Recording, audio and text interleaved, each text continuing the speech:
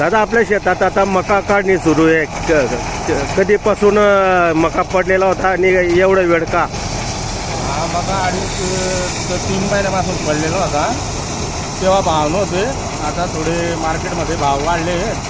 पण जे सरकारी हमी भावचं होतं ते पेट्रोलियम वगैरे बी चालू झालं नाही. आणि अजून ते हवामान सांगतंय की चेंज होणार आहे या 8 दिवसात. त्यामुळे मग मजुरांचे देणे घेणे त्याच्यासाठी काढतोय लवकर. याच्यात घट झाली असेल दादा? हां, आता उन्हामध्ये होता इतके दिवस घट झालेली आहे. म्हणजे आता जो लागलेला खर्च आहे त्याच्यात निघेल का आता? नाही, यावर तिथं भरपूर पाऊस झाला त्याच्यामुळे खर्च बी निघणार नाही आणि भाव बी मनासारखा भेटला नाही. जो खर्च टाकलेला आहे तो बी निघणार नाही. मग आता हे 3 महिन्यापासून पडून होतं, आता नाहीला जेव्हा काढावं लागत आहे.